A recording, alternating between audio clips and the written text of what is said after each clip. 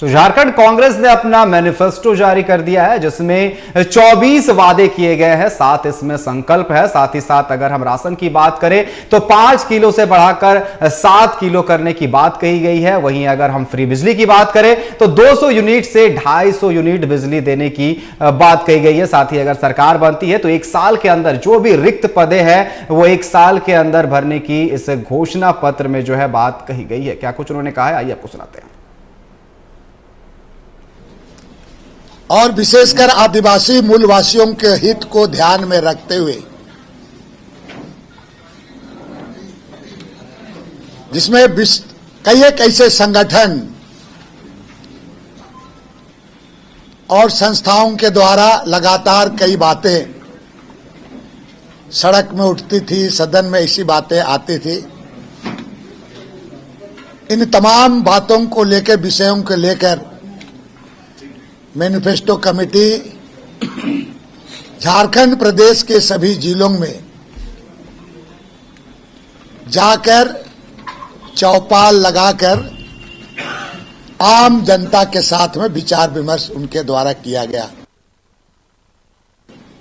और एक प्रयास किया गया कि ये जो मैनिफेस्टो हो वो आम नागरिकों का हो और झारखंड प्रदेश के लिए बेहतर साबित हो सके।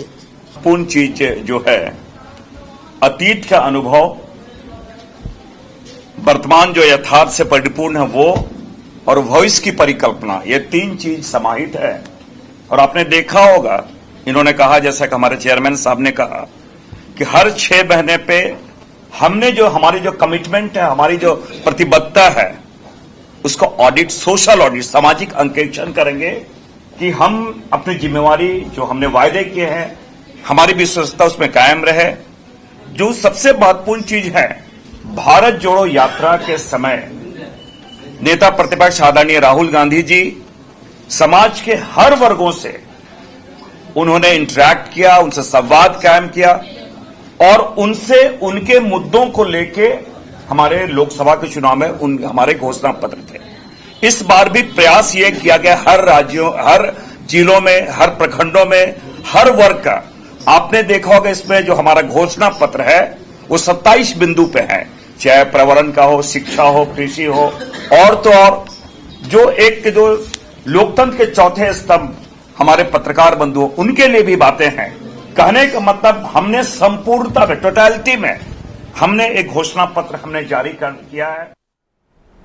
तो कांग्रेस ने अपना मैनिफेस्टो जारी कर दिया है। इस मैनिफेस्टो में उनका कहना है कि सभी वर्ग के लोगों को रखा गया है, सभी को यहां पर प्राथमिकता दी गई है, चाहे वो 5 किलो राशन से बढ़ाकर 7 किलो हो, चाहे यहां पर किसान जो धान है उस पर एमएसपी बढ़ाने की बात कही गई। तमाम जो यहां पर इस मैनिफेस्टो में वादे किए गए हैं और क्या कुछ इस मैनिफेस्टो में है, ये ज्यादा जानने के लिए रांची से हमारे संवाददाता चित्ररंजन हमारे साथ लाइव जुड़ चुके हैं। चित्ररंजन, चुनावी घमासान के बीच कल पहले चरण का मतदान होना है 43 सीटों पर। ऐसे में आज कांग्रेस ने अपना मैनिफेस्टो जारी किया है और साफ तौर पर यहां पर कार्यकारी जो अध्यक्ष है उनका साफ तौर पर कहना था कि यहां पर सभी वर्ग के लोगों को रखा गया है। साथ ही साथ यहां जो मूल आदिवासी है और जो बाहर राज्यों से आकर यहां पर काफी सालों से है, उनके लिए भी काफी सारी चीजें यहां पर देखने को मिल रही है। इसमें और क्या कुछ है इस मैनिफेस्टो में और क्या लग रहा है जिस तरीके से यहां पर यह मैनिफेस्टो जारी किया गया है, ठीक पहले चरण के चुनाव से, मतदान से एक दिन पहले, क्या लगता है कारगर साबित होगा? बिल्कुल, देखिए अनिकेत, घोषणा पत्र कमेटी के चेयरमैन बंधु तिर्की हैं, जो पूर्व में प्रदेश कांग्रेस के कार्यकारी अध्यक्ष भी रहे, उन्होंने घोषणा पत्र जारी किया। और ये कांग्रेस के लिए, कांग्रेस में पहली बार देखा गया है कि कांग्रेस का कोई मैनिफेस्टो जारी हुआ और कोई प्रदेश या प्रभारी लेवल का कोई बड़ा चेहरा मंच साझा ना कर रहा हो, उनके हाथों घोषणा पत्र जारी ना हुई हो। देखिए, इससे पहले भी चाहे वो छत्तीसगढ़ के चुनाव की बात कर ले, मध्य प्रदेश के चुनाव की बात कर ले, कि सभी राज्यों के घोषणा पत्र जब भी जारी हुए कांग्रेस के, तो देखिए वहां पर हमेशा बड़े चेहरे, प्रदेश नेतृत्व या प्रभारी या राष्ट्रीय नेतृत्व शामिल होता है। लेकिन पहली बार झारखंड कांग्रेस के मैनिफेस्टो इतनी जल्दबाजी में इन्होंने घोषणा की है कि इसमें ना तो प्रदेश अध्यक्ष इसमें इंटरेस्ट लिए, ना ही प्रदेश के प्रभारी, जबकि प्रदेश में प्रभारी गुलाम मोहम्मद मीर झारखंड दौरे पर हैं। झारखंड में 2-2 सह प्रभारी बनाए गए, वो झारखंड पे हैं। झारखंड में जो है कई लोगों को झारखंड में लगाया गया, चाहे वो जो आंकलन करने वाले बिंदुओं की बात की जाए, उनकी बात की जाए, या फिर राष्ट्रीय नेताओं की बात की जाए, वो भी लगातार झारखंड पर बने हुए। लेकिन आज जब मैनिफेस्टो जारी होना था तो सिर्फ मैनिफेस्टो के जो चेयरमैन बनाए गए थे वो बंधु तिर्की सिर्फ वो मौजूद रहे, बाकी बड़े चेहरे नदारत रहे। देखिए 2019 में भी झारखंड के जो प्रभारी उस समय के थे आरपीएन सिंह, उन्होंने झारखंड कांग्रेस का जो है मैनिफेस्टो जारी किया था। उन्हीं कुछ चीजें जो है फिर से रिपीट की गई, हालांकि कुछ चीजों पर समय इस बार अवधि जो है बढ़ा दी गई। जैसे सरकारी नौकरियों की रिक्तियां 1 वर्ष में भर ली जाएंगी। यह पिछले बार 2019 में आरपीएन सिंह ने वादा किया था, झारखंड कांग्रेस ने वादा किया था कि 1 महीने में उन रिक्त पदों पर सरकार काम करना शुरू करेगी। हालांकि इस बार उन्होंने 1 वर्ष का समय ले लिया। हालांकि रिक्त पदें अब भी जस की तसी हैं, संख्या उसकी बढ़ी है घटने के बजाय। और देखिए रोजगार को लेकर झारखंड में लगातार बातचीत हो रही है और रोजगार के मुद्दे पर भी ही एक नई पार्टी का गठन हो गया। लेकिन झारखंड कांग्रेस ने रोजगार को 13वें नंबर पर जो है नंबर दिए, 13वें नंबर पर उसको स्थान दिया है। 24 महत्वपूर्ण बिंदु जो है घोषणा पत्र में जारी किए हैं। सबसे 24वां स्थान जो है मॉब लिंचिंग कानून को लेकर दिया गया, जो 2019 में भी यथावत कांग्रेस के मैनिफेस्टो में था। हमारे साथ प्रमुख प्रवक्ता लाल किशोर नाथ सहदेव जी हैं। किशोर जी, वही पुराना घोषणा पत्र, समय अवधि बढ़ा दिया आपने, बाकी क्या 2019 का 5 साल का कार्यकाल पूरा आपने किया, लेकिन घोषणा पत्र जस की तस सिर्फ 2-3 बिंदुओं पर कांग्रेस का घोषणा पत्र सही साबित हुआ। देखिए, मैं आपकी बात को स्वीकार करता हूं कि घोषणा पत्र वही है। किसी भी पार्टी का नीति और सिद्धांत नहीं बदल सकता। हमने कहा है कि हम धान के समर्थन मूल्य को 2400 से 3200 करेंगे, ऑलरेडी हमारा वो कार्यक्रम है। हमने कहा कि मैया योजना को हम 1000 से 2500 करेंगे, ये हमारे कार्यक्रम चल रहे हैं। हम वो वादा और किए ही नहीं हमने वो वादा जो हम पूरा ना कर सकें। सरकारी नौकरियों को लेकर के बहुत सवाल हुए। 1 महीना में या 1 वर्ष में या 6 महीना में हमने सरकारी रिक्तियों को भरने का वादा किया था। 28 जनवरी 2020 को सरकार का गठन हुआ और 24 मार्च 2020 में कोरोना लग गया। जो कोरोना का लॉकडाउन रहा वो 2 वर्ष का कार्यकाल रहा। उसके बाद कई ऐसी सरकारी रिक्तियां हैं जहां पर उसको सरकारी नौकरियां दी गई। कुछ रिक्तियां में न्याय प्रक्रिया में बाधित है। हमारा इरादा है वो देखने की जरूरत है। जो हमारा संकल्प है, जो हमने कहा है घोषणा पत्र में, जो हमसे पिछली बार नहीं हो पाया है उसको हमने दोबारा उसमें सम्मिलित किया है। और सबसे बड़ी बात यह है कि ये घोषणा पत्र जो है वो जन घोषणा पत्र है, क्योंकि इसको हम लोगों ने बनाया है पूरे झारखंड का दौरा करने के बाद। और जो योजनाएं चल रही है हमारी, वो जनता से पूछा। हमारी ये योजनाएं हैं, हमारी वृद्ध पेंशन योजनाएं हैं, सर्वजन पेंशन है, वृद्धा पेंशन है, जो पूरे कहीं नहीं चल रहे हैं पूरे देश भर में।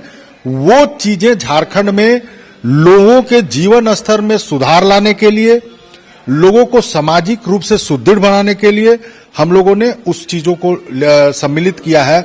और इसमें तो ज्यादातर वही चीजें हैं जो हमारी योजनाएं ऑलरेडी चल रही है, उसको हम और ताकत देंगे, उसको बढ़ाएंगे। हम 5 किलो अनाज देते हैं, उसको हम 7 किलो कर रहे हैं। हम सिर्फ चावल नहीं देंगे, दाल भी देंगे, सोयाबीन भी देंगे, तेल भी देंगे और दे रहे हैं। तो हमारा ये कहना है कि इतनी बड़ी महामारी जो पूरे विश्व को एक सिरे से जकड़ लिया था, उसमें भी हम झारखंड में एक भी व्यक्ति को भूख से मरने नहीं दिए। उनको लगातार अनाज उपलब्ध कराते रहे। हमने कपड़ा देने का काम किया लोगों को, हमने स्टूडेंट को किताब, कॉपी, खाना, साइकिल देने का काम किया। तो ये वेलफेयर स्कीम है, क्योंकि ये वेलफेयर स्टेट है। और हमने 200 यूनिट हम बिजली फ्री दे रहे हैं, हमने कहा हम 250 यूनिट देंगे। हमने बिजली का बिल माफ किया पूरी तरह से, किसानों का ऋण माफ किया पूरी तरह से। कोई ऐसा दूसरा भाजपा शासित राज्य नहीं है जहां इस तरह के काम किए गए हैं। 500 रुपया में वो गैस सिलेंडर देने की बात करते हैं, क्या उन्होंने मध्य प्रदेश में दिया? क्या उन्होंने छत्तीसगढ़ में दिया, जहां वो अभी जीत के आए? किशोर जी, आपने कोरोना काल की बात की, तो कोरोना काल में ही सिर्फ पब्लिक वेलफेयर से जुड़े काम को ही बाधित किया गया, रोका गया कि कोरोना का लगातार गठबंधन की सरकार कोरोना का काम बात करती है कि कोरोना काल के कारण वो विकास के काम नहीं हो पाए। लेकिन उसी कोरोना काल में वाहन जो है, गाड़ियां जो है सरकार के लिए खरीदी गई थी, पैसे खर्च किए गए थे। उसी कोरोना काल में बाकी राज्यों में भी कोरोना था, बाकी राज्यों में वैकेंसियां हुई, लेकिन राज्य में ना नियोजन नीति बन पाई, ना स्थानीय नीति बन पाई, बल्कि कांग्रेस सिर्फ पिछलू की पार्टी बन के रह गई जेएमएम की। नहीं, हम कॉलिशन गवर्नमेंट में हैं। कॉलिशन गवर्नमेंट को चलाने के लिए समन्वय समिति बना हुआ है। हमने समन्वय समिति इसके पहले हमने ज्वाइंटली मुख्यमंत्री जी और हमारे राष्ट्रीय अध्यक्ष जी ने 7 इरादे पक्के वादे लेकर के आए, जो हमारा प्रतिबद्धता है, कमिटमेंट है जनता के साथ। हम ये सिर्फ घोषणा इसलिए नहीं कर रहे हैं कि चुनाव है और घोषणा कर दिए जो नहीं पूरा हो सके। हम उन्हीं वादों को लेकर के आए हैं जनता के बीच जिसको हम पूरा कर सकते हैं। कोरोना काल में हमारी प्राथमिकताएं बदली, हमारी जो प्राथमिकताएं सरकार की होनी चाहिए वो चेंज हुआ। वहां पर हमको लोगों का जीवन का रक्षा करना था, लोगों का पेट भरने का काम करना था, उस पर सरकार ने फोकस किया। और उसके बाद जब उससे हम ऊपर आए, ये क्या सच नहीं है कि हम जब सत्ता में आए थे तो 6 महीना ट्रेजरी बंद था, हमें पूरा लूटा हुआ खजाना भारतीय जनता पार्टी ने दिया था, ट्रेजरी का ताला नहीं खुलता था 6 महीना तक, उसको हम सरप्लस में ले गए। आज हमारे वित्त मंत्री कहते हैं कि लोगों के वेलफेयर के लिए मेरे पास बिल्कुल इनका कहना सही है। जिस तरीके से इन्होंने जो वादे किए, अब देखने वाली बात होगी कि आखिर क्या कुछ ये जो घोषणा पत्र दिया गया है, जो 1 साल की समय अवधि बढ़ाई गई है, क्या इस बार अगर इनकी सरकार बनती है, क्या ये जो घोषणा पत्र है ये देख करके इस बार जनता इनको समर्थन अपना देती है या नहीं, ये तो देखने वाली बात होगी। फिलहाल आपका हमारे साथ जुड़ने के लिए